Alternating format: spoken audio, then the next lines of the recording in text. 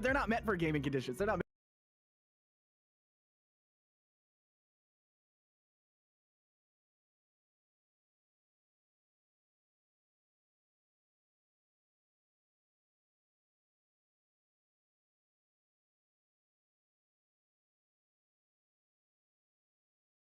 Absolutely.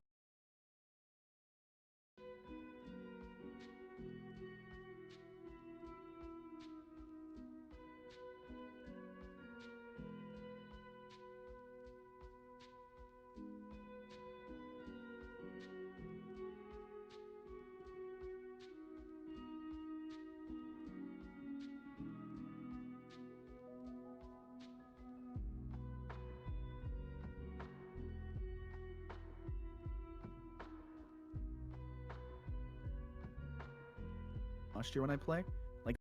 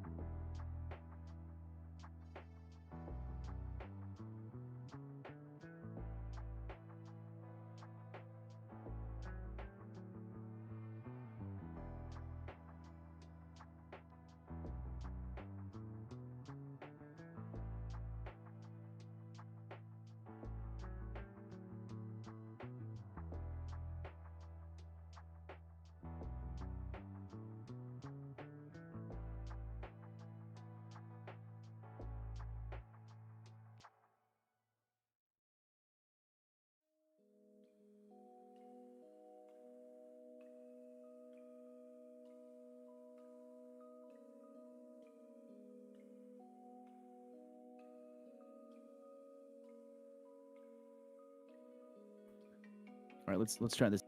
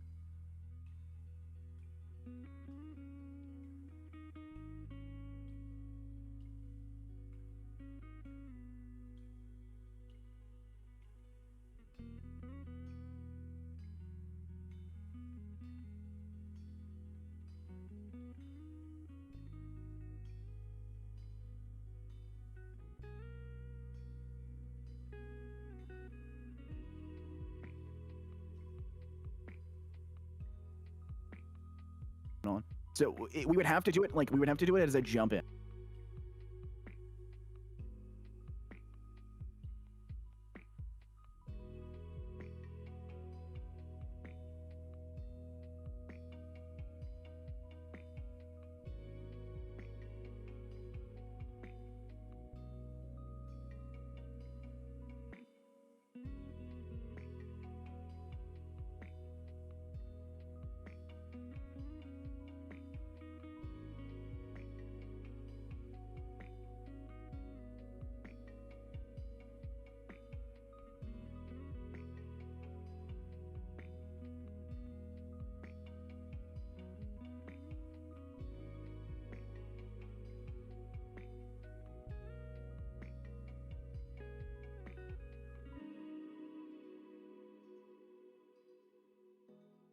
You and orbital earlier, so.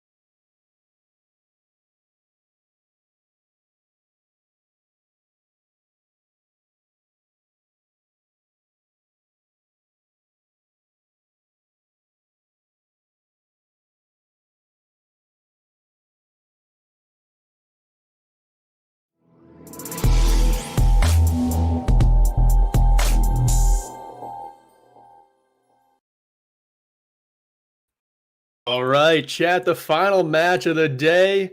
Rolling around at you, it's Boise State versus UC Davis. I'm Yelkrub again, joined by Infernosis this time for the last match of the night. How you doing, my friend? I'm doing absolutely phenomenal, having a great time, and looking forward to getting a good cast here with you, like all the ones you've had today so far. So, looking forward to it. Next match should be a good one. I mean, we got some crazy talented teams on the table today. Boise State and UC Davis, these are some GM caliber teams. We're no longer in the Navigator division. We are up in the Gladiator division. These are the Titans of the NECC going to do battle on the same map pool we've been on all day, Ilios, then Kings Row, and then Havana, the 3-map set. But it should be a completely different place and pace and style of play than we've seen so far tonight. Yeah, I'm definitely looking forward to it, but I've been taking a couple looks at some of the players so far, and number one person that I'm looking at right now is Goblin, because he has 21 hours on Bastion in this current competitive season. So this dude is one-tricking Bastion to be at his rank. So I'm obviously in love already. And I know I'm not supposed to point out favoritism, but if you're going to rock a Bastion at this level of play and be successful, I assume, at this level of play, then, it's kind of hard not to give you a little support under the table, right? It's interesting you had that reaction because I noticed his career profile and I made sure to avoid his teammate. But I think he's going to be bringing the pain today with the Sentry turret. I've seen him pop off pretty much all fall last season in the NECC, and I know he can bring the hurt today. Yeah, I mean, I'm definitely excited. We're going to start off on Control, which is, going to be a little bit interesting. And while we are starting off on Ilios, I would love to see a Widowmaker. And I know you had commented on it, last match because I watched your last cast saying you don't see Widowmakers often, but we did see the Widowmaker at the end of the last game. A quite successful Widowmaker at the end of the last game, and it's something that me as a Widow one trick, and I'm sure you hit a Voidus teammate on me as well. But I as a Widow fan, I respect other players picking up Widow, and I think Ilios is one where you can find some success on a couple of those, not all of them, because it's not successful in indoors, but you could definitely argue for some success, especially with some dive comps if you play around that Widow. But I think Wrecking Ball who has shown his presence quite successfully in recent times for a lot of the games I've been casting here at NECC, will definitely wreak havoc on that and force that to be switched off to fairly swiftly. Yeah, Wrecking Ball's got a great slot in the meta right now. It recently nerfed, and a change that came through today, just the knockback when he rolls through the enemy. So his disruption is a little bit lower than it used to be, but still just such a highly impactful hero. Can just slam in, and basically the only tank that can get away with just going 1v6 for a couple seconds with the enemy. Yeah, it's something that I don't like facing off against. I mean, come on, you talk about an Orisa, right? Like, as a Widow main, that head hitbox is like the largest thing on the human planet, right? You don't miss that. Like, she's slow, she can't get around, but I don't think I've ever hit the head of a Hammond. I don't think I've ever in my entire life been able to shoot that dude. He is. I wonder. Continue. Sorry. I just had a thought occur to me, like, I wonder if the Blizzard team ever thought when they were just like thinking about how do we nerf Hammond? Do we make it so his overshields give you alt charge? Do we increase his grapple hook to make it a few seconds longer before the cooldown is back? Or do we just enlarge his head? Like, big brain. He's from the moon, right? Like the Grinch's heart, it grew 3 sizes on a Tuesday. That could be the exact change Wrecking Ball needs, but we're never going to see it because we're not game developers. But one day, yeah, we're stepping into the booth here. We're really going to give them the advice they need at this stage. I mean, Overwatch 2 is coming out, not this year, unfortunately, but Overwatch 2 could come out next year. Maybe they increase his head. Maybe he gets a little bit smarter. He learns from his years here on planet Earth and can kind of take his old age. How old do hamsters live for, anyways? Like, I'm not the guy to ask. I think that's another question. I'm not going to lie, Infernosis. My sister had 2 hamsters growing up, and they didn't live as long as hamsters are supposed to, I don't think. So I don't have a good, accurate answer for you there, but at least 3 years. Okay, so he may not even make it to Overwatch 2, is what I'm hearing, right? No. This is might not make the sequel. May need to head back up to the moon and start a few more tests right here. Maybe we'll have a rat come in this time. He'll be the one inside the actual ball itself, but maybe because he's larger, he'll have a longer lifespan, but we'll have fun with him nonetheless. But I think we're almost ready to jump into it. But I want to comment a little bit about what I've been seeing, a lot recently. Because one of the teams I casted for here at NECC last week, I got to cast again earlier this week for a completely different tournament. And I still saw Echo as the main, DPS choice when it came to every single map and play. I wanted to hear your take on that because, Wrecking Ball comes in swiftly, and he got that little bit of a nerve towards the knockback on his swings. But, bringing an Echo combination and even like, a Mercy to Valkyrie behind and float in could be devastating still. Yeah, devastating is definitely the right word. When I think of Echo's focusing beam, I think it's hands down the most devastating cooldown in the entire game. If you fall below half HP, it's just a death sentence when someone uses that ability on you. And her ultimate, hands down, has to be the most devastating because it can be any ultimate you want from the other team. You get to literally handpick what's most valuable to you at the time, and you have a chance to build up 2, maybe even 3 of them during one Echo ult. It's insane value she brings to the table. I expect to see it in today's game being at the highest level of play in the NECC. What's your opinion on the double monkey meta for that? For Echo playing and being the Winston duo, just coming in swinging. Yeah, it is definitely tough when you're getting battered and bruised out there by a monkey, especially if he's got primal rage, you're getting knocked around. There's really no way to avoid it. But same thing with the Wrecking Ball like you were talking about earlier. His CC, even though it just got nerfed, is still massive. If he's up in your face and you're dueling a DPS, it's almost impossible to get your tracking locked in and make the plays you need to. So, yeah, dive tank meta, very difficult. The coordination is this on point like we're going to see today. But we're seeing Goblin God not on Bastion in Infernosis. Yeah, shocking you in form. All right, I love this man. Yeah, he's really coming in. I wanted to take a moment. We talked about the Echo, and we do see Juicy Steak picking that up, and she's going to bring that to the table. And we are seeing Winston come into play as well. That's Ecal coming through. So we did see Kel for a second on the Winston, but obviously opting off to go for the Roadhog. A possible hook to come through and make it a little bit troublesome inside of that giant pit in the center. So maybe some environmental kills we'll see from this team. Who knows what we're going to see so far. Right now, just posturing for this first point take. Boise State taking this right side, caged in room. They've got the turret in the back line to defend their supports, and they're looking to have Guac make the move up front, slamming in, but he's focused down. Plato, though, trading out a kill on the Ecal, and still it's anyone's fight. 5 versus 5. Make it 5 versus 4. Plato finds another with a headshot. A large bagel getting in the mix as well, taking down Juicy Steak, sending her back to spawn in the first cap in Infernosis of the Broncos. I mean, obviously, off the back of Plato there, coming through the 2 McCree frags at the start and took away, Ecal, who came in a little bit too aggressively, didn't have enough healing. You did have, that Discord orb that came onto him to, focus burst that down in the engagement of that fight. And, a little bit more of an engagement going on now. Guac's going to succumb, and so is Goblin as well. And it's a little bit of a refrag opportunity now for the UC Davis side to kind of take the aggression forward. The 2 players that are on the respawn side, so they have the opportunity to rush, and Plato's not looking very hot as the rush does come from Ecal. A large bagel does get that kill out of Frosty over on the right side before popping his trance, trying to keep this defense alive here. Plato with the high noon, able to stay alive inside that trance, but unfortunately no kills come of that ultimate. Kelly and a large bagel do manage to focus down 2 members of UC Davis before they try to push them off point once and for good. Ecal goes into the pit of doom, and that is going to be a hold again for Boise State. Yeah, I mean, obviously they lost a few rounds at the start, but they were able to hold out long enough to, stop the aggression coming from the opposite side, and it definitely didn't look so hot for them after they had managed to get a little bit of a playback, and especially when Plato didn't get taken out. Ecal had that aggression going in the start, but it didn't seem to matter, but Scouts are going to get dropped. Minefield goes, they have the grab going off as well, and it seems to be a pretty strong burst right now coming from the UC Davis side. UC Davis, they've still got some ultimates they could use. Ecal pops the Primal Rage. Doesn't seem like he's going to find any value with that one. And it seems like the DPS for Boise State doing a great job keeping UC Davis at bay, but right there was the tank ultimates that set and controlled the tempo of that fight. Guac laying down the mines, Kel ripping the whole hog, and just chaining UC Davis away from the front line. Final fight coming up for the Aggies. It's going to be very difficult now. You do still have one ult in the hand of Juicy Steak. She can pop the duplicate to try and get the situation underway, but she's going to turn into the McCree, and the high noon from Plato is going to go off but not connect. Blooper will find one as well. Kel will fall to that, and we're going to see a last-ditch effort that's going to look like it's going to have some success. This was something that we didn't anticipate. One ult was all you had reaching into this one, and yet you still win it out against the 2 ults that were available on the opposing side. So a very successful take by UC Davis, and at a 99 to now 5%, percentile difference, a good retake to try and bring themselves back into this one.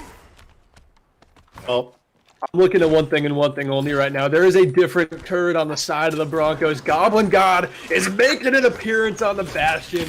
Let's go see which way he rolls up to the point. Right now, he's all alone on the right side, but when he gets set up, he is going to do a number on the Aggies. Frosty already goes down to the Sentry.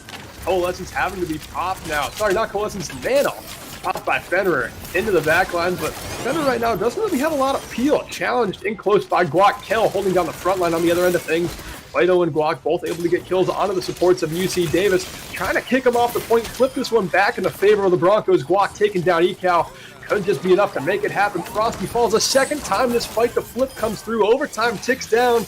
Doesn't look like anyone's going to be able to make it there in time. Lucio, though, does get that last-minute touch. Will it be enough? I sure don't believe so.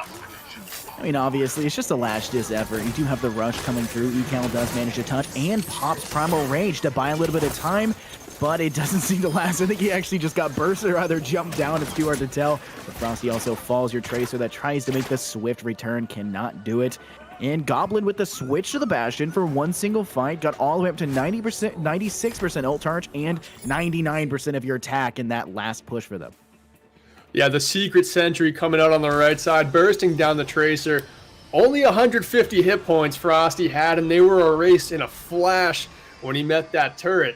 And then, yeah, like you said, charged that ultimate so quick, already got up to 90%, had a Winston Primal Raging. I mean, just farmed him for 1,000 damage in about 2 seconds. Insane numbers I'm sure Goblin God has. He's looking over on the Soldier this time, going with the legs and Plato on the Widowmaker. You were hoping to see it, you Widow One Trick. You got your wish. Yeah, I don't know. I don't take that as an insult, I'll be brutally honest with you, but Plato has my heart. Goblin stole it initially, but Plato has ripped it from his hands, and it's going to be a very swift control point fight to try and back them off. You do see the Hammond coming through, the Wrecking Ball making the presence known, knocking back, like you said, get a little bit of a nerf, but he's still going to survive. Very low in health, however, but he will find the health pack over on the right side. It's going to be very difficult for them as they've now been forced back all the way, and they're going to have to rely on Plato to get a frag to allow them to entry.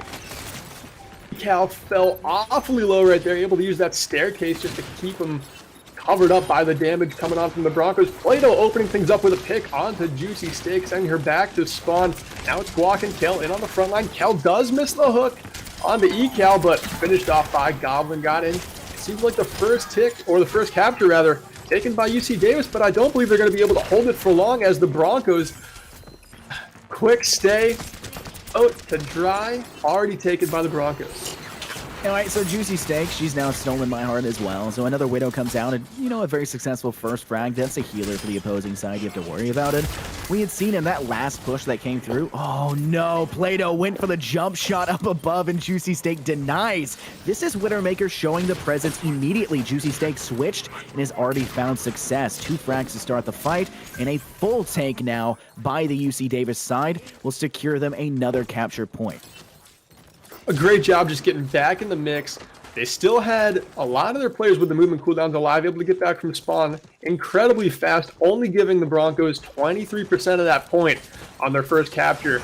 Great job recontesting, but right now the Broncos coming back in with a head of steam. Guac engages, slamming down onto the front line, but Frosty is able to find the first kill on the Goblin with that pulse bomb. And obviously, you have to worry now. You do see the Widowmaker ult does come out. You can have a little bit of those wall hacks to give yourself the advantage, and it does work in that, 1v1 Widow engagement between Plato and Juicy Steak. So, goes in the favor now of the Boise State side, and they're actually going to take a fairly egregious push here as Guac is able to get the environmental hit off and finish onto Wild. And it's just going to be a regroup and maybe even see Oompa Loompa get, pushed out and die, but the hook does come through. A little bit of time bought out, and it's just going to be enough to finish off Ecal in the last, and Oompa in the last moments of that fight. God getting all these final blows up front, but what I noticed from that fight was Kel rolled onto the point, and it didn't seem like UC Davis had a great way to answer a Roadhog with his entire kit in store. I mean, you challenge him with the Winston, he just gets deleted. Oompa Loompa has to have high charge if they're looking to take down Kel. Otherwise, he's going to be a final boss on this objective every single fight.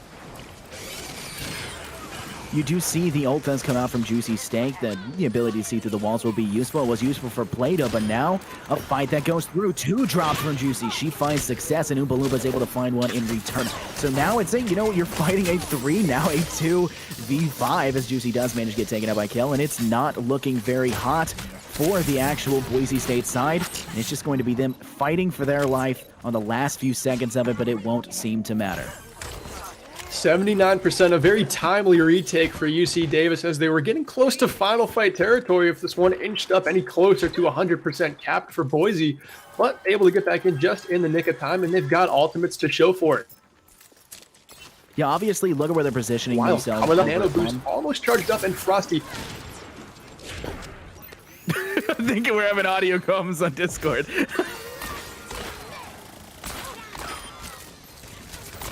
Oh my goodness. No, it's fine, totally fine, but the fight does engage, and now you have a situation where you're 1 man down, now 2 mans down as Frosty and Wild Deuce come to the other side, but Plato's going to come in with the ult as well. He's trying to find the opposing target of Juice, but they won't be able to get it off. And now it's a firefight that's going entirely in the favor of the Boise State side. Coming through, and it seems like they've managed to get them into final fight. If UC Davis is able to take this one back, they should have the end game locked up, but they're going to have to get through Goblin God, High Noon, Guac's Wrecking Ball Mines, and Kel's Whole Hog, and a Large Bagel has that Transcendence to bail out the Broncos in case they need it. That support ultimate more than enough to keep them alive, and now there won't be an anti-nade from Frenwer to counter that trance. Fight does engage on, and it seems to continue to go Boise State. They're finding everything and finding all of the success. High Noon does drop, will find anything. It doesn't seem to. He's pretty far back. I think he actually managed to damage ECal, but it's not going to matter, as Large Bagel will find not 1, but 2. The supports falling for the opposing side in a very successful BSU win. 2 capture points, or control points, I should say, back-to-back. Strong showing. Broncos coming out of the gate, absolutely cantering. We're going to get a play of the game here from Juicy Steak. I like it. The Widow just pub stomping with some headshots here for sure. Oh, my goodness. That was quick. Okay. Oh, my goodness. The level of love. This was the exact thing I talked about. Plato went for the jump shot, and you never saw him go for it again. The entire game, you never saw Plato go for that ever again, because it was denied entirely by Juicy Steak. She went off on the Widowmaker, and it was the level of success we saw from both Widows that really gave themselves the attacking advantage, but it was definitely the success more in the hands of Juicy Steak that gave their team, a fighting chance, ultimately not really mattering, but you have the opportunity. You like that map one too. I mean, Juicy Steak goes in, gets that clutch play of the game, 2 insanely quick flick shots right on the heads. And I mean, that just puts some respect on the name for the rest of the match going forward. If there's a Widow duel going on, I think Juicy Steak just has the ego to take more aggressive angles and back down the Widow of Boise State. But Boise State, in the end, they do get the 2-0 there on Ilias to start this one out. Very strong showing. Obviously a great one all around, but I think we will head to a short little break in between. We'll be right back. We'll talk a little bit. Wait, we're not going to go to break? Oh, so we won't go to a break. We'll just go straight into the next one. So this one's going to be fun as well. Break's already over. That's how fast it was. Oh, we're already done. We're already out of the situation. I want to talk a little bit out, a couple of our sponsors here. Now, have you ever heard of Respawn here, Yelgrim? Oh, I've heard of them. I've sat in them. I'm familiar. You've sat in them? Tell me more. Then you must know that, Respawn products are forged for all-day comfort for content creators, professional and casual players, or anyone looking to upgrade their setup. They've been battle tested and achieve a level of comfort that leaves competitors in the dust. So, live to play another day with Respawn, your battle-ready partner. I know you say you're sitting on, but you're not sitting on one right now. So, feels a little unfair here, man. I mean, got this nice mesh office chair. I'm very old school in my roots. I've got them planted. I can't dig them up. I just can't let this baby go. We're too attached. Yeah, I mean, obviously, when you sit in a chair for a long period of time, and you have to sit in a chair that will last. You don't replace a perfectly usable chair in most scenarios, and you try to sit until they break down, but I'll tell you what, Respawn chairs will never break down, and you'll never need to replace it unless, unfortunate things happen. Like, I think, unfortunately, the shipping problem with our producers here that he has to get is a little bit fixed. But, besides the occasional shipping problem, which may occur, send it back, get it re-fixed, have the situation under control, and, enjoy your product from Respawn, because I know they make very good ones. But now we're heading over to Kings Row. My take, Widowmakers. We've already seen them. I want to see them again. Let's go. Let's see on Kings Row. What? Like Yes! first point crow's nest coming out of First spawn. point We're crows, gonna yep. see a Widowmaker here.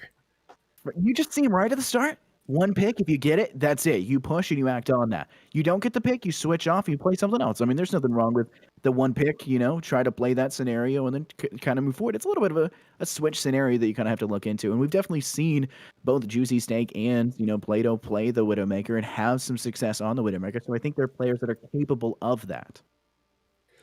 I think you're right. And I think even though I did just kind of trash Widowmaker on this map is home to one of the most legendary Widowmaker plays of all time, where the LA Gladiators just roped around the left side of the map and hid their Widowmaker in spawn, came in on a flank, and then sure for the Widowmaker popped up and clicked a couple of heads. This was during an insane GOATS meta too. So Widowmaker, although almost never seen on Kings Row, does have a spot to shine. I don't think it's going to be what we see today, though. I do think we continue to see lots of Wrecking Ball, lots of Roadhog. Kel, Guac seem to be gelling on those two heroes, have no reason to swap so far. But Ecal and Oompa Loompa, they're the tank line that has to search for some answers. What do you think they can come up with on Kings Row? I mean, honestly, just basing off of what we saw in the last match today, I think we'll probably see some off damage, right? Some maze, right? You do have those walls and kind of cut off the competition, give it a little bit of extra support where your support lane maybe won't find as much success. You can play in that type of situation.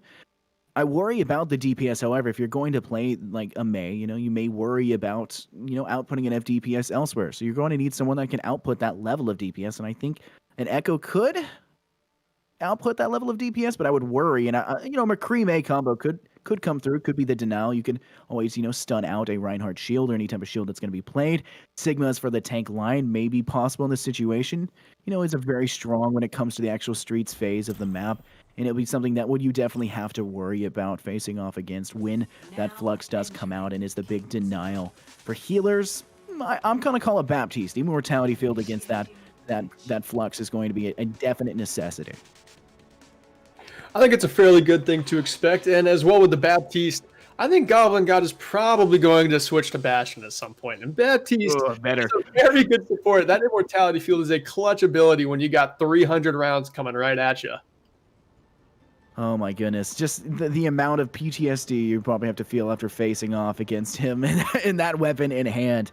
It's definitely going to be something to keep an eye out for. But, just basing off what we see right now, we're seeing them switch around a little bit. But a Reaper and a Doomfist is what we are seeing in the hands of the Boise State side. No, a Widowmaker does come through. This is probably just to bait me and to make me look silly. But, they could actually go for that first pick kind of situation. But it's not Plato on it, which is a little bit strange.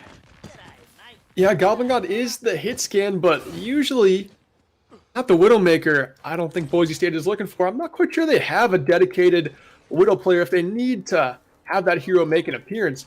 On the other side, though, we've got Juicy Steak on the McCree, a different look, playing their main, very comfortable and frosty on the Junkrat. What I like about the Junkrat here on defense in particular is the ultimate Riptire has massive swing potential in fights where your team goes down 1 or 2 picks. Yeah, I want you to take a look. The fight has engaged, and they're taking a very aggressive position, but you do have that Crow's Nest Goblin up top with the Widowmaker. They're going to drop it. They're actually going to stick to the Widowmaker and actually continue to try and play that. The aggression, however, from that Boise State side will make it very difficult for the Widowmaker to actually gain sightlines. The Reinhardt's facing off and the Immortality field going out as well will make this fight a lot more difficult for both sides. Goblin does take that Widowmaker angle aggressively through the Alderworth Hotel, challenged by McCree rolling in, trying to land that stun. Juicy Steak unable to find that kill. Oompa Loompa the first one to fall to Plato, speed boosted in, closing onto the front line and taking down the Reinhardt. There it is, Goblin showing up in the kill feed with a pair of headshots onto some squishies before going down to Juicy Steak. But 5 minutes, 40 seconds, they open up the garage door and unleash the first point. I want to take a note a little bit about, the fact that Goblin's going to switch off the Widow. Found success where you needed to. You don't play this on Streets phase. It's just, unless you're a one-trick pony like me, but you don't typically, if you want success, you don't play Widowmaker on the Streets phase. And I want to point out Juicy Steak, who kind of separated from her team in that situation, kind of played around, goes through the actual church, steps through the backside, and just targets individually Goblin. And unfortunately, your team gets completely decimated when you step away. That extra damage utility you have is not going to be available. And the high ground right now being taken this is going to give themselves a little bit of an advantage if they can hold on to this one, but They don't White see will him. definitely get oh, Play-Doh. Oh, no. That is decimation. Plato coming through, wraithing out unscathed. They've still got just under 5 minutes on the time bank. Baptiste Amplification Matrix has to be committed here. The Fire Strike flung through it, but they can't quite find the cleanup on the Glock. He remains alive. Asu finding kills. Death Blossom let loose, and Ecal goes down. Plato finding a couple more into the kill feed. 4.5 minutes is about where they're going to take this, and that is an insane time bank in Phronosis. This is absolutely insane. You already have 4.5. Now you're up to 6 minutes, just short, I should say, of 6 minutes. You didn't even have your healer basically with you the entire engagement. The Baptiste was sitting back on the payload. He wasn't involved in the entire first half. Didn't necessarily have the greatest angle to go.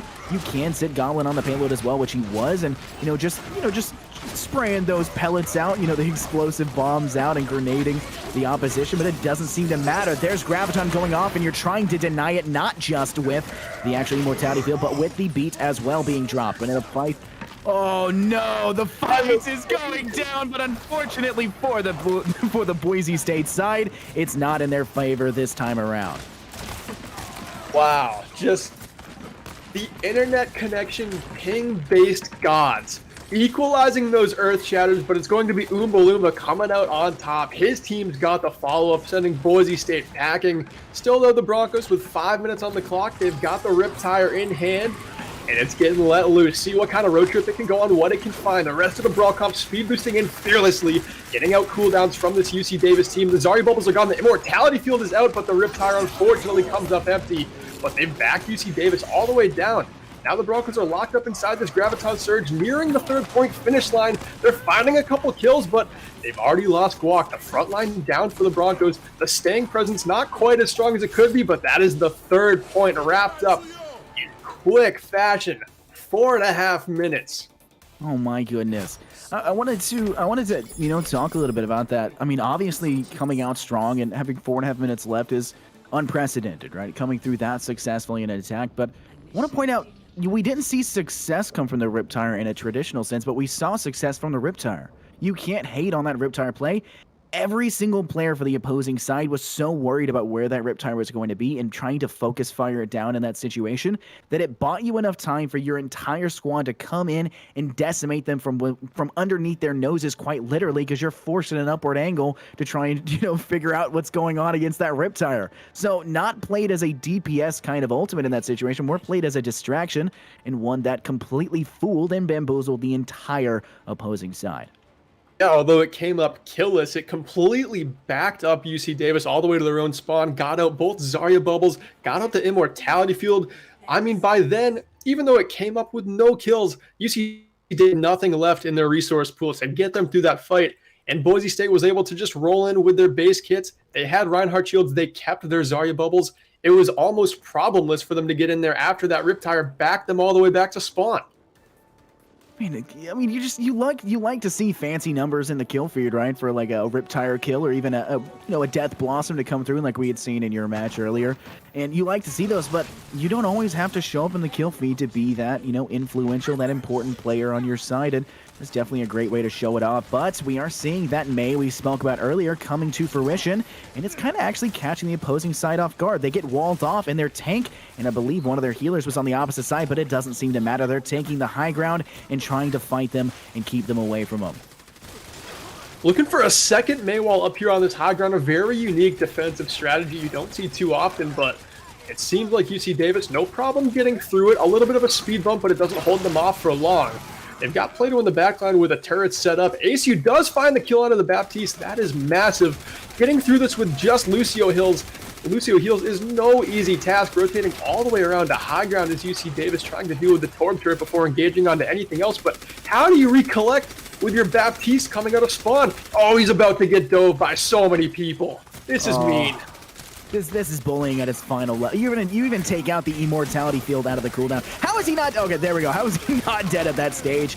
And there comes the pincer. Oompa Loompa gonna fall. It seems to be just kind of like accepting defeat at that stage. You lost the one. You almost made it the whole way without losing anyone, and unfortunately, it doesn't seem to matter. The Torbjorn from Plato. He knew that Goblin had rocking that earlier as well, and now he's rocking it. It is finding extreme success. You have a weird setup for DPS, but it's not seemingly going to matter, and you're going to find a very successful hold on that first attack from the offense. Stake switching over to the McCree, now getting an extra stun into the comp here. Amplification Matrix coming out from the high ground, a very dangerous spot, battering down UC Davis behind this statue, running low on resources. The dive starting to collapse. Baptiste and Matrix coming up, but still the kills from the Broncos coming through one after another. Frosty is able to find Goblin way in his backline, but it's not going to be enough, Infernosis, not this time. Absolutely. I mean, Boise State, they're coming through and they're swinging in every opportunity. It's just the attack needs to regroup. You're trying to push in these situations and you're facing off against this level of high ground potential. Maybe you need to opt into trying to play a pick character. And while that Torbjorn turret up in the background will make it very devastating, the shield from Orisa, which has that insane, HP pool and the ability to play the bongos down up sight and boost that damage, that's two players or two heroes that you're bringing in that will make your assault even more strong, and it's definitely going to show in this fight. Right underway now, UC Davis doing a great job just getting underneath that high ground so the angles aren't quite there for the Broncos. Graviton Surge locking everybody up. The follow-up should be there this time. Wild is able to boop down Guac. A large bagel falls to Frosty, and it seems like control gain here for UC Davis. No touch coming through just in the nick of time. Kell is able to get on the point before being desuited, and that is the first point cap. Finally, 3.5 minutes on the time bank. Not bad, but still, Boise State putting up such an aggressive number on their attack. It's going to be tough for UC Davis. Yeah, Guac getting taken out early in that fight was, fairly detrimental. You did have to step off of that high ground. They did a very good job. UC Davis did a very good job of getting below in an angle that can't really gain line of sight to face off against. You kind of force the opposition to step off of their high ground, step away from that mantle they're trying to hold up, and they definitely won't be able to take advantage of either, the damage amplification from Orisa or the Matrix in a very advantageous position that you had in the push before. But the fight does come through. Torbjorn ult going through. It seems to be possibly an ult that gets traded out. Goblin falls to the high noon, and Plato's going to find one as well. And it's just going to find another, and the fight is going in both directions. No, absolutely fearless, chasing down Oompa Loompa in that alleyway. Knew he was the only isolated target on the side of UC Davis. Made sure to overload right at him, but now it's a Death Blossom coming in, finds that lethal large bagel. ASU also goes down. Block is not going to make it out of this one alive, and the cart continues to push forward along second point here on Kings Row. Yeah, this streets phase in this section is very difficult to try and hold on to, but fortunately for you guys, they don't necessarily have heroes that have that wide AoE damage, say like, the Sigma rocking up that flux to try and, remove you from that very small hallway segment. Instead, you're having to face off against a Torbjorn, which, as I was calling, the ult seemed to be kind of just removing it from there so you can get that switch off a little bit swifter, but the fight continues. Matrix goes down, and the hammer actually connects a little bit, but not enough. Oompa will find one with the actual fire strike. Decal will find another on top, and Lucio will find success over the opposing opposition of Oompa Loompa. Kel's doing a great job here, not aggressing too far. He is locked into this Graviton Surge from Ecal, who's at 100 charge, really able to beam him down rather quickly. Still, though, Plato clinging to the top of this payload with ASU, giving him the full pocket treatment, but ASU gone down. Plato's short-lived, and with him falling by the wayside, it's looking like UC Davis has a 3-minute time bank going into third point. Still, a very, very fair time bank. Obviously, it's not the exact same as the attack previously, but you don't need it, right? Like, I mean, you can play your own game. You find a little bit more success. You're playing against them once. You can do it again when those overtime situations. But the Orisa ult does go into high noon. Comes from Juicy. She'll try to find success, at least to bust out the Orisa shield in the front. Not able to take out the Reinhardt one instead. But the push is going to come through. Guac and the opposing side of Kell are going to make the aggression. Boise State pushing in and trying to find success against the opposition. The Reaper actually phases up above and could be a drop down. Plato definitely staging for a strong engagement here with a large bagel by his side with the beat drop to bail him out if he needs it. I like how he's just riding up along the walls. Amplification Matrix comes out now. The push from UC Davis starting to begin. And there's the Death Blossom right on cue, but stunned by Juicy Steak. Still, though, Plato lands the headshot in the Juicy Steak skull, sending her back to spawn again. And I'm seeing Goblin on this Bastion just posting up. I saw him do this in the fall during the last season of NECC. He's just so confident on third point, Kings Row. You don't run into Bastions very much on this point, and it's just a complete wrench thrown into this attack. And we obviously don't see Bastions in the first place very often, but we are finding success. Goblin obviously playing it a lot, goes in full send with the tank, making a rotation. An Earthshatter comes through, but doesn't make any connections whatsoever. Kel is not able to find success off the top of that. The shield from Uvaluba does block, and there's Plato wreaking havoc from behind, or should I say reaping havoc from behind as he finds success. Not once, not twice, but thrice against the opposition. And Goblin will try to finish off the fight, and Plato will find not just his third, but his fourth for the final team kill. Well, the 3-minute time bank has turned to just 1 here on Third Point Kings Row. UC Davis, they've got some ultimates coming online. How about 4 of them? Both DPS, both tank ultimates in tow for this next fight, and only a supercharger I'm seeing on the side of the Broncos, so it's going to be interesting how the Broncos are able to make this stand, see if they can make it work. It's going to be up to Goblin to be supported by his tanks and stay in this fight. Plato has to stage for another strong engagement. Ult charge is very close, sitting at 73%. It's going to try and get as much as possible with this high ground situation that you've got with Guac, and Plato's definitely going to make it very difficult. Guac finds one onto Wild, it's going to be hard. Now when you have to wait for that Lucio, he may be swift and be able to get into the situation fairly quickly, but it's just a couple more seconds that are now removed from your attacking assaults. 20 seconds left on the clock. This is pretty much final fight territory if they're hoping to make it to the end of the map. Goblin takes down 2. Plato with the first pick of the fight. Goblin, I mean, he is just sitting back there all alone, not a care in the world, letting the lead fly forward. 7 seconds on the clock. The contest might come through, but I can't imagine UC Davis is able to hang on much longer. Graviton Surge giving him a little bit of hope, but Goblin shutting it right back down, and Boise State goes up 2-0. I'm gonna cry. Oh my God. There was one spot right there, right at the end. I want that. I wish, I don't know what the angle is for production to have that, but there was this one spot with the fight right in that last engagement, obviously going in the favor the opposing side. And Uvaluba trying his hardest. He comes in, his team is dead from behind. Plato Reaper ult comes through, not finding very much success in terms of the ult itself, but finding success with a kill.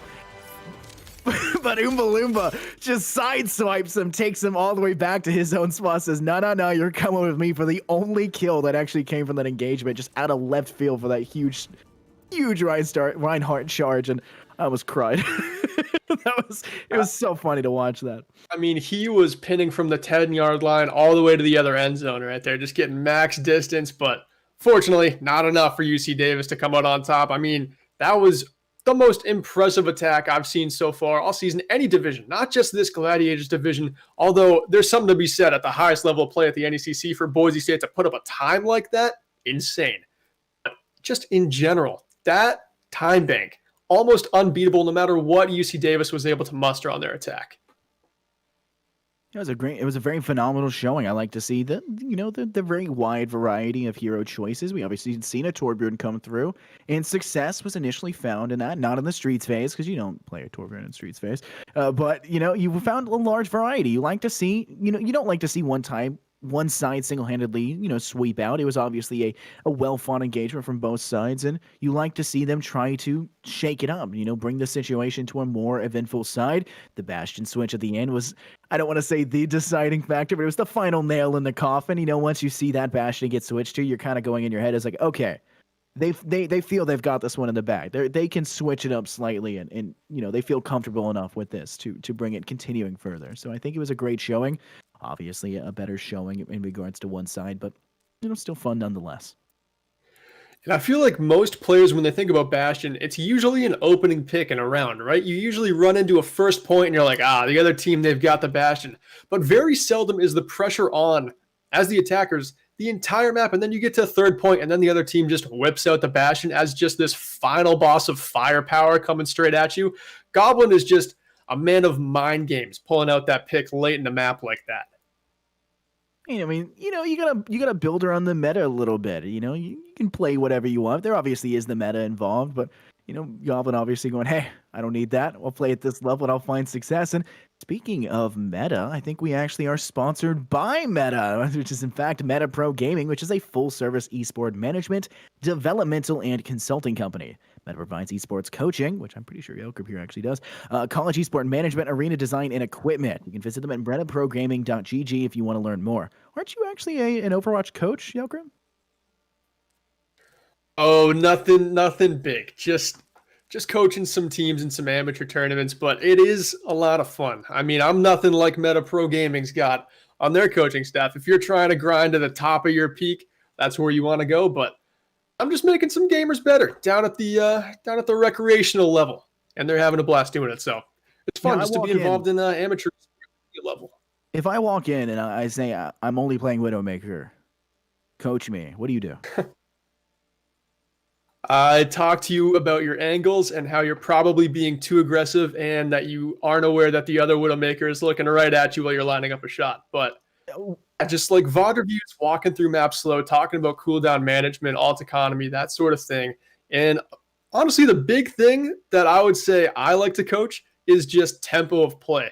Realizing where you can give up resources and let the enemy take some space if you know you're in a stronger position to just take that back and overcome the enemy there. I mean, you saw right there, Boise State, they go down 2 picks in a fight. They come back and they win that fight. Or like on Street Face second point, UC Davis, they go down 2 picks and their main tank is taken down in the left side alley. They come back with a Graviton Surge. They know where to take the tempo and they're able to finish the second point. So it's things like that where even though you're down in the fight, it's not always lost.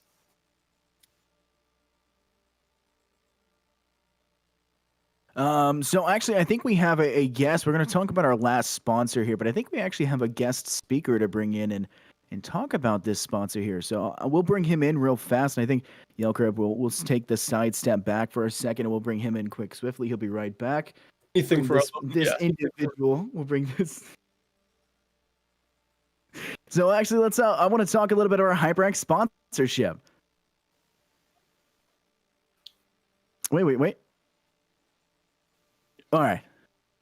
The HyperX mission has been to develop gaming products for all types of gamers. High-speed memory, solid-state drives, headsets, keyboards, mice, charging accessories for console players, USB flash drives, and mouse pads to the gaming community and beyond.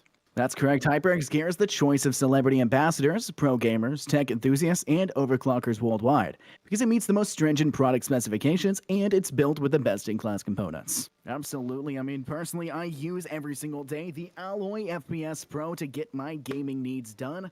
That sweet MX Cherry Red keyboard keys are phenomenal at what they do, and they definitely give me what I'm striving for. So thank you very much, HyperX, for the sponsorship, and make sure to check them out. Yeah, thank you very much for joining us. We'll go right back. We'll bring Ryelk right back in here. Thank you very much for the guest speaker to come through and, hold that conversation with us. He's, a representative here from HyperX, I guess, or something along those lines, long lost ninjutsu, Naruto kind of thing going on right there. But we like to have fun with it. We're going to have some fun here. Okay, well, speaking of fun, Havana. Coming into Escort. You just did this one, right? So a very one-sided push I saw in the last game from one side to come in with a large time, bank left over that we just saw, previously there in Kings Row. What's your take for these sides? Well, it's interesting. Having casted this map 2 times tonight already in 2 different divisions, I've seen in both matches only one team chooses to hold the spawn and the other team chooses to hold way back. And honestly, after watching 2 games, I've got to say that I like the strategy where you just hold the spawn doors with that first attempt. Even if you get taken down, you are holding them at 0 meters. Anytime you take off the clock is just raw value. You get enough time to set up for that second defense on first point.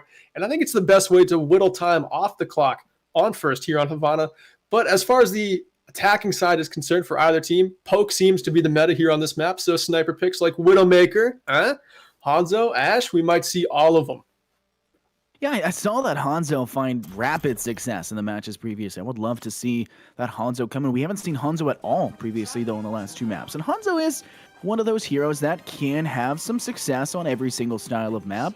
Because, the Storm Arrow is a very strong way to remove shield operators and kind of burn those down when they're in play. And I did just see, I don't know why it showed up there for a second, but Hanzo was getting picked for a second there. I don't know why that was doing that, but I definitely think we will see a Hanzo come through. And if we don't, I would be shocked because of how successful it's been throughout the entire day today. I think you're right. I mean, I have gotten a chance to actually see Boise State play this map in a few different situations in the fall, and I'm very familiar with them running. It seems like they're going to go Wrecking Ball and the Sigma with the Hanzo. Usually it's a Sigma and a Roadhog playing for a little extra pick potential, but I'm happy with it either way. Rezo coming in. He is a McCree specialist for this Broncos team, but he is no slouch on Hanzo. Plato going to be the other sniper on the Widowmaker, and we're seeing double sniper from both sides. That really is how to play this map in the long sight lines it's given. And on the other side, we're seeing Wild and Fenrir, some damage boosting supports, and the Mercy Zen mirrored from Boise State. Talk a little bit about that support. What does that bring to the table that the previous support comps we were seeing don't quite bring? I mean, when you bring a Zenyatta in play, you're able to put that Discord orb down and you know, support your team in that way, especially when you rock that double sniper. You know, Ashe can't always one-tap, you know, headshot in that situation. You have that Discord orb come through. It allows that extra level of damage. When you have the dive tank that is Hammond coming through as well, that can buy some time off of your backline DPS of the snipers. And when you bring Sigma as well, it allows you to put those roaming shields, throw those out ahead of you, play in that situation, and to knock back the opposition when they try to push you forward. So, you know, while one side is not bringing the Hanzo and they're bringing the Ashe instead, I don't think that's a very bad decision, because that dynamite that can go off and use that DOT damage in that situation is going to be very fruitful in trying to collect, and it already is. Frosty connecting with Guac. Unfortunately, or should I say fortunately for any Widow mains out there, Widow connects onto the Ashe successfully twice. But Juicy Stank not going to be outdone, or is going to be outdone, as Plato finds a third kill back-to-back. And it seems to be a pretty, you know, successful sweep coming out from the actual Boise State side. These Boise State snipers are just unhinged, letting the headshots rain in. They're pushing into the first point already with nearly a 3-minute time bank, bound to turn into around 5 minutes. Another phenomenal pace they're setting on Havana thus far. But here's second point. The defense, Frosty goes down early. Of course, that's very unfortunate, but the defense does get to come out of spawn and take complete high ground control on this second part of Havana. You've already baited out the actual revive coming from, you know, Wild on the opposition, so you're in a good situation. That one player that you've taken out may not be, you know, still gone, but the Dragon, it does come through. It actually connects. Fenrir getting trapped in a corner, and it's another one-sided fight right now. Boise State finding success off of the DPS success and that extra support from the Zenyatta that we talked about previously. Pronosis, this looks so painful. I don't know if you saw it toward the tail end of that fight, but I'm seeing Hanzo flying in from one angle, the red line from these Widowmaker shots coming in from a completely different one, and then you've got a large bagel up just chilling, top right, living in his own world, raining in these shots with the Discords on the targets. It's just so many threats from so many different angles. How does UC Davis even play around this? It seems like there's no angle they can take. And you gotta put a shield in front of your backline right now. If you're gonna rock the double sniper combo of the Ashe and Widowmaker together, then you need to have them be secure in position. Rezo finding more success, a double kill off of his ultimate. Ace is gonna find it. The healers can get it done as well. They Valkyried out. The Valkyrie out from Ace is going to connect and actually find success in return, showing that their Widowmaker can do it, so can I. And that's going to be another successful push by Boise State. But yeah, like you spoke about, you need to protect your backline, those snipers. They're too far out in the open. That Sigma shield wasn't enough to get yourself situated. You're trying to make that switch, and you're trying to bring out the Orisa shield to help yourself be enough. This is where the defensive Widowmaker does start to shine a little bit more. You have the high ground advantage the entire point coming out of spawn. It's a completely downhill battle, but still. Rezo swapping over to the other Shimada brother, going with the Genji. Plato hitting the hook shot, headshot onto Juicy Steak. What a phenomenal opening there from the Boise State hit scan. But like I was saying, Rezo on the Genji is just looking to challenge the double sniper lineup from UC Davis, and he's just dash resetting in the backline, getting out crucial cooldowns. Guac rolls in with the Wrecking Ball mines, but unfortunately he's bursted down by Ecal. Still though, Boise State not out of this fight yet. That's a total repeat, or the opposite direction of what we saw previously. It was Juicy Steak who had connected on the Plato, going for that gravel shot. Going the other way this time. So it's nice to see those little engagement. Of course, as a Widow main, I like to keep track of those engagements. But the fight actually successfully going in favor of UC Davis. Now Ecal has connected with two, putting themselves in a good spot. Ecal may actually be able to connect with another, but Wild will find it instead. Ecal is in a little bit of trouble as he was getting forced down, but, you know, the Sigma does what it does best, surviving the engagement, and it's just going to be a slow but still a cleanup nonetheless from the UC Davis side.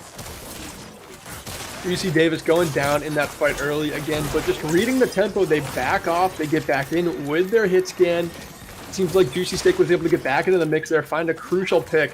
Rezo goes down early here after that amplification matrix. just amplifies so much. He's bursted down, sent back to spawn. They have to collect again, and they're coming up on my favorite combo in the game, Nano Blade. Seeing what Rezo can do with that, I'm very interested. To be coming up in the next fight. Bob coming out now. There's a lot happening right now. Rez is going to try and reflect a lot of the bomb damage, but it's going to have to take the step back. Ace will use the revive into Plato, while Wild will find Kel of the opposition. Your tank now down and your revive not up because you had to bring back your DPS is going to make this more difficult. Plato will not win the sniper battle nonetheless. Juicy Steak will find the success for their side, bringing them into a more advantageous position. You still haven't switched off of the Widow and Ash combo. You're still rocking that DPS chain. You have to feel very comfortable to do that despite the, struggling you had on that initial hold for the first 2 points. I like how they do have faith in their comp. The Gravitic Flux coming out now from Kel. It seems like a lot of members of UC Davis are in very dangerous positions. Wild has to throw out that Immortality Field to keep him alive. Fenrir popping that Transcendence as well. The supports doing what they can to just keep this front line standing, but it's going to be Rezo coming through with the blade, comboed with the nano from a large bagel, taking down 3, cutting them up like a culinary artist, and the payload nears the finish line on 3rd. I want to talk about what happened right there. We did see, the Flux came out, you bait out the Transcendence, and in the process of baiting out the Transcendence, you no longer have that ability to clear out the minefield that comes from Hammond. So usually you see the Transcendence as a bit of a counter to that. Go ahead and step into all of them, rinse them out. You don't have to worry about that damage, but they didn't worry about that. Frags do actually drop, however. Juicy's able to find one, find 2. NECC finds one as well, but Plato has dropped a double in return. Walk's trying to see United catch from behind, but will it matter? The Widowmaker from behind Plato trying to catch the opposition off guard, but a successful retake and a successful rehold will come out from the UC Davis side. Great last-ditch effort from UC Davis to get out there in time and stop this one with just about a meter to go. They almost concede the point. The C9 almost comes through. 0.28 meters left to go as Ecal finds the double kill with his ultimate. Gravitic Flux slamming down Rezo and Kel, sending them packing, and it seems like UC Davis once again successful in this defense. And what was once 5 minutes now slimmed down to 1. Juicy Steak looking to make this an even smaller time bank after that headshot onto Plato. I mean, good night. You almost Cloud9 that not once but twice now to try and sneak that one through. At some point, you're just going to have to take it and fight it fair and square, but you're not winning that fair and square fight. Plato will fall first. And that's going to be a bit of a hard fight. Ace, we don't actually know if the revive is available. I don't see that at the moment, but the nano does come out, and it's going to be a little bit more difficult. I think they actually use that on a Guac. The Flux does come out as well. Coming into the back line, and the healers are who you're targeting, but none of them will fall. A Wrecking Ball Mine's on the point, make it a hot spot to touch. Difficult to recontest this point. It seems like they're doing what they can. Wild able to find a couple of picks. The Nano Boost slapped onto the Brig makes them a raid boss, and Wild, with full confidence, rolls into multiple members of the Broncos and just taking them down. I like the Brig coming out to play. I mean, you get an extra stun for Guac and Rezo out there. It just adds another level of difficulty for the dive members of Boise State to get through. Yeah, you see Juicy Steak playing that preemptive, Widowmaker ult to try and gather the spot line, take one in the back line, make Plato even more fearful than they already were, but it doesn't seem to work. Plato comes through finding Wild and rapid success. Frosty will return on the Glock, but the blade does come out from Genji. He's going to swing out and try to find the opposition. Frosty's buying time as much as possible. It doesn't seem to matter. The only kill you're getting in return here was Oompa Loompa, and eventually Frosty will succumb.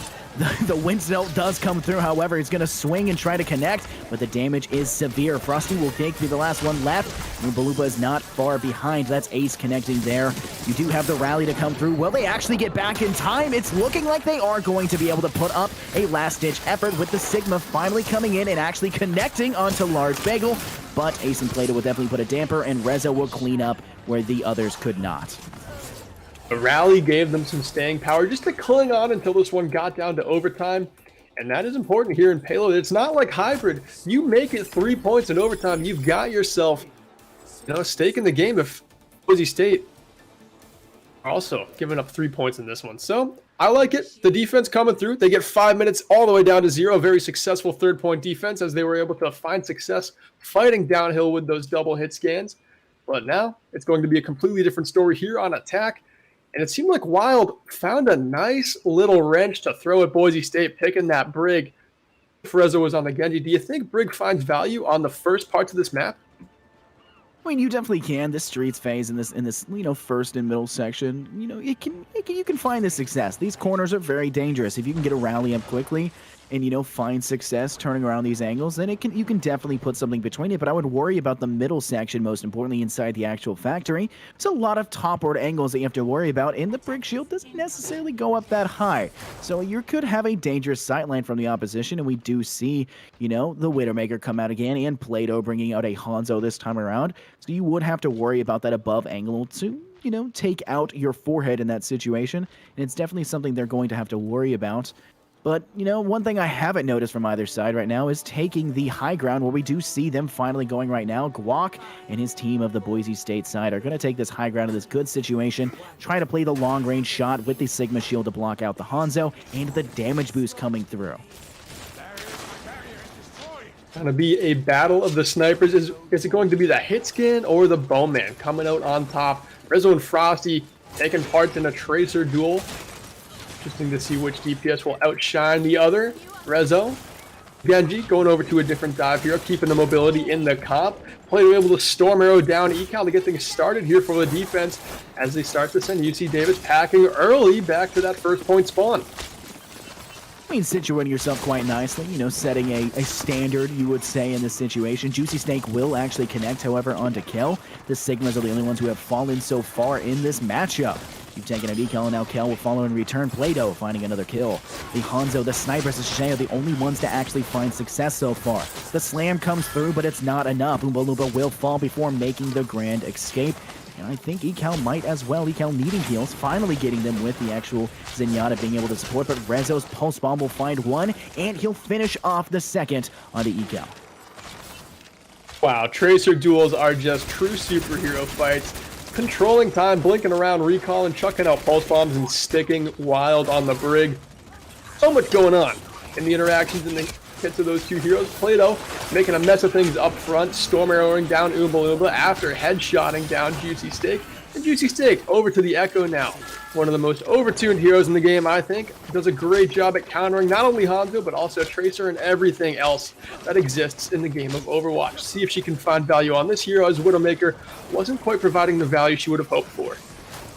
I think if you're going to put any one person on the Echo as well, Juicy Snake's probably a good option. They found success on a wide variety of heroes today.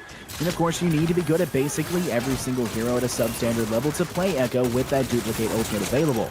We do find a couple frags that do drop. Finward will find success under Rezo. The Tracer gets taken out by a Zenyatta, the support doing its work. Asu will connect, however, and the Flux connects, dropping two and finishing off the Wild onto the last kill onto Wild. Kel will find some more, and the cleanup comes through one-sidedly for the team kill.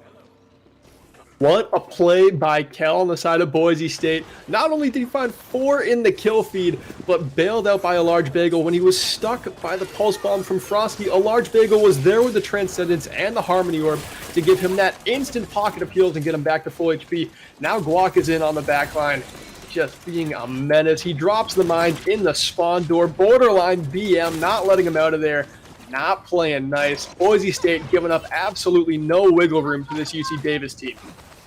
I mean, they're switching up everything they can. Wild now opting to go into the Baptiste. You see the Ash coming through. Juicy Snake will stay on the Echo. I don't think that's a bad decision. A lot of changes are trying to be made as the Dragon Strike goes through and connects twice, however, onto the support line. And he's going to continue that dominant reign. He finds 2 successfully without the ult necessary and 2 with the ult. 4 single-handedly from Plato. That damage boost from the Mercy will definitely be a heavy support factor, however. Just like you do see the Zenyatta Discord orbs be the support, Mercy can follow through as well. Pulse Bomb lands, Wild chucks out the Immortality Field in the nick of time to keep him alive. Gravitic Flux coming out now as Rezo was cleaned up by Wild, winning that duel outright. Picking up another kill on the Guac, and Kel goes down to Ecal. Finally, this UC Davis team able to bust out of their spawn with a trio of kills, but still this cart has a marathon of distance to cover before this one reaches the 3rd point. You will be able to deny Ace to get the step away and Plato as well, staggering those spawns, but like you said, it's a marathon here. They've had to go the entire path this first point, and Now you've got to do it where if you step off at any point, it's over. Rezo will find Echo, however, and that's going to reset a little bit of a spawn, buying the Boise State side a little bit more of a chance to step back and fight it in a more advantageous position. Rezo reflecting the necessary minefield, steps out. That's going to be troublesome, but the Zenyatta counter from the Transcendence will go off to deny the minefield any opportunity. A large bagel claiming that tempo right back, though. Popping that Transcendence to keep Boise State supported through this fight. Gravitic Flux coming out now, lifting up 3, slamming him down, comboed with the Wrecking Ball Slam. A massive combo to finish this one for BSU. They take the clean sweep, 3-0. I mean, you just pull them off, why don't you? Just shove them. Just take them off the objective, force them away from it. And Cal gets the play of the game in this situation, actually. I thought this would be Play-Doh with that sweep in the beginning, but no, in fact, it's going to be Cal, which is, I remember this play, actually. The drop, very successful, cleaning up another, and finding a little bit of damage, and probably the successful kill onto Oompa Loompa. But, same kind of situation we saw from Play-Doh on the Hanzo. 2 kills coming directly from the ultimate itself, and then 2 following suit and getting kills, handling it without needing that necessary crush ult to handle the situation. But Rezo dropping 38 kills, 51% of your side's kills. Oh my goodness. Rezo was a monster in that situation. And now, we have a lot of positive things you can say about UC Davis in that match. It was a very fun one to watch. They just struggled on their attack. Yeah, UC Davis had a lot of positive takeaways. I would say that their DPS were outright better than BSU on that third point, but they just have some struggles before that third point. It seems like once they're able to open up those Widow sightlines, fight downhill, they can lock it down. But those first couple of points, and mainly their attack, they've got to find a way to get past that aggressive poke hump and just the disruption that Guac is bringing on this Wrecking Ball. They weren't quite able to do it today. They'll lose 0-3 to BSU, but we know BSU, they've been around the NECC, one of the strongest teams in collegiate Overwatch, a fantastically coached program. And yeah, moving on, undefeated yet again. UC Davis, though, they're going to stick around in the division and do just fine. And Infernosis, standout players today, who are you looking at? I'm going to pick one from each side individually, and while I really don't like picking DPSs, because those are the ones that obviously stand out, right? Your DPS players. You can see them racking up kills on the scoreboard. I don't want to pick a DPS, so I'm gonna opt away from the DPS in this situation, I think. Rezo definitely had a phenomenal showing in the last one, and I want to pick Goblin because I respect Goblin's decisions to play, Bastion and Torbjorn, but I'm going to have to give it to Kel. Kel's positioning and playstyle on that last hold for Sigma was a way to set the pacing, coming through the entire time. I think Guac, you can make an argument for Guac as the support player in that situation to try and, situate very well as a Hammond on a couple of those maps before, playing aggressively, determining fights equally. But I think Kel's positioning as that mainline shield kind of hero was phenomenal on all maps that we had seen tonight. I'd have to agree. It's very tough to just pick a member of this Boise State team as the one that stands out the most to me. I think on the side of UC Davis, it was really easily Juicy Steak. I mean, they had a phenomenal play of the game on Ilios. I mean, I have not seen a Widowmaker play as clean as those pair of headshots were. But on the side of BSU, I'm going with the substitute that came in on map 3. I'm going with Rezo, and here's why. They picked Tracer. They were countered by a Brig, and then the second Wild swapped over to Baptiste, they aggressively counterpicked with the Genji and just took the skill matchup, and they were able to close out the round on that hero. I love the aggression from them. They paired very well with Guac, and they're my standout on BSU today. Yeah, it was obviously a great showing. 51% kill participation despite having to go in that skill matchup is very successful, and it's something that you love to see. And Boise State, they had to face off against their second team. Boise State Blue had to face off against Boise State, Orange, and win it out in a 3-0. But, winning it out in a 3-0 here as well is going to be, rapid success for them. I think that, it's going to find rapid success. But I want to point out Large Bagel. I don't want to leave Large Bagel out, especially for that retake for the last ending of that push there on the last map. Coming through, the Transcendence came from the opposing side to deny the minefield initially, and you came through with your Transcendence to keep your team alive and to get yourself situated aggressively onto the objective for your Sigma to take them up and your Wrecking Ball to take them out to give yourself the win to push them all off without even needing to kill them in that situation. I think it was all stemmed out from the Zenyatta Transcendence that came through. It is crazy how every time we talk about BSU, we end up mentioning multiple members of their team. It seems like they're just a well-oiled machine. Even when they've got just like Goblin doing weird things on Bastion in their own backline. They know how to support it as a unit and just base their entire team around their strongest aspects. So I'm very impressed with Boise State. Another successful start to the season. We'll see if they can carry it on. Pronosis, anything else you wanted to say before we wrap up? Maybe we get an interview in. I'm not quite sure. I think we'll get an interview before we actually head to an interview. We'll talk about, where you can find more, gameplay like this. We're gonna want to bring who do you want here, yo? Who do you? Oh gosh, that's a great question. Give me Goblin. I've seen Goblin on Noob Hunter. Give me Goblin. Yeah, that's a good choice there, actually. But we can talk a little bit before bringing Goblin in. We can talk a little about ESTV, which is like the go-to place to find esports and gaming personalities. It's the first ever dedicated channel for that. It's the first channel dedicated 24/7 coverage. Can be found on a number of your OTT platforms, just like Roku channel, Amazon Fire TV, Samsung TV Plus, Sling TV, Vizio Free Watch. And they partner with a bunch of top gaming networks and production partners for the most robust esports content lineup on linear, online, and mobile. If you want more information about that, you can go to www.estv.co to learn more. And I know that, if you want to watch, I always talk about this every time I bring up ESTV. Back like 4 years ago, something like when I was in high school, right? I'm sure that was like 20 years ago for you. About 4 years ago for me in high school. I remember tuning into TBS and watching CS:GO, like Worlds coming on, and it was phenomenal to be able to watch, esports grow to that level in that scenario. And that was the moments that a lot of people, a lot of families, a lot of individuals will look at esports and gaming as a career choice and go, you can make something of this, and it can be something mainstream and validated. I think that's something that is very nice, especially if it's something like ESTV to come through and provide for everybody out there. And say you're not just into watching the action go down on screen. Say you want to get in your esports fix on the mouse and keyboard, on the joysticks, whatever it might be. Helix Esports offers a world-class gaming and virtual reality experience at state-of-the-art esports centers throughout the United States. They deliver a professional esports experience to everyone, no matter your level of play, and whether gamers choose to play, practice, or socialize with their friends at the LAN centers or compete at the highest level. Helix Esports is the premier destination for gamers. Follow Helix Esports today at Helix Esports USA. It's great to do. I know there's one built in my hometown, actually. I don't know if it's Helix Esports, but they're building a new virtual reality, entertainment complex in my hometown. It's amazing to, like, once I leave for college, how much they grow without me. Uh, but things like that are growing constantly, so it's kind of cool to see that.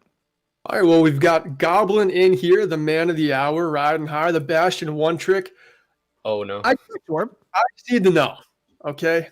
Yeah. Do you play heroes that don't have turrets?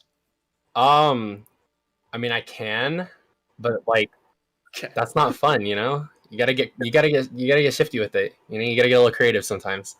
Also, I like the aspect of like playing a turret hero and being able to like create almost a 7v6 if you play the turret properly, especially on Torb. I mean, because Bastion, you are the turret, but like, yeah, especially on Torb. That's why I one-tricked him so much, because you can just create so much space on your own. And I don't know why my brain just works with that really well.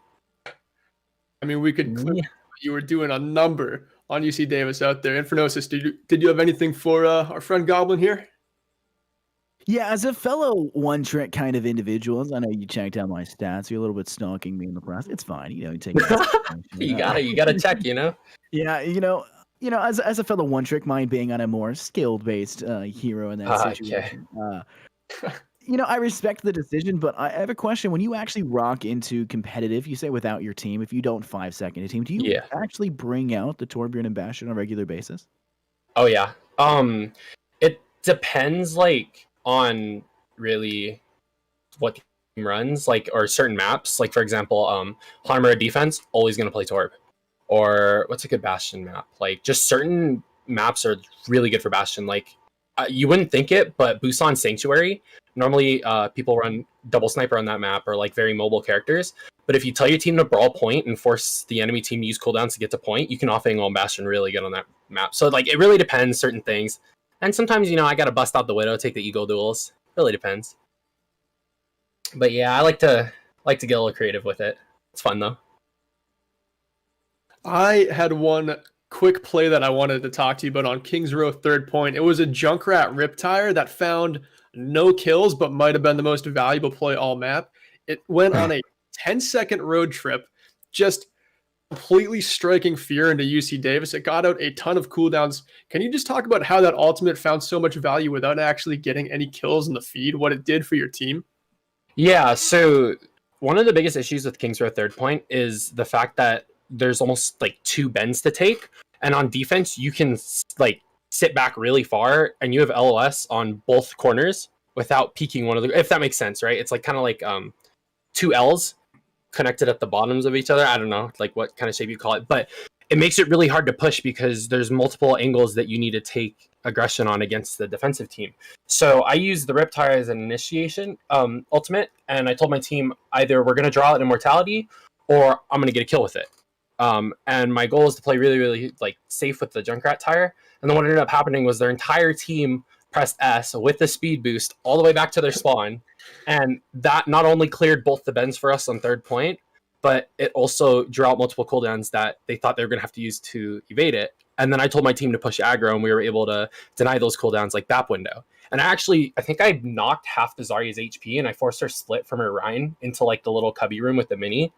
And then we sped onto that, and from there it was like we were just able to take all the aggression because we took all the space from them. It was insane how much space that ultimate made. Infernosis, did you have anything else you wanted to ask Goblin? No, I just want to put in a word. I want to, I respect an individual that comes out swinging and brings in, their one trick personality and has success with it, not just like, in ranked, but also playing with a team competitively, and I think that's something that is impressive to see. And I hope you continue to play at the level you did.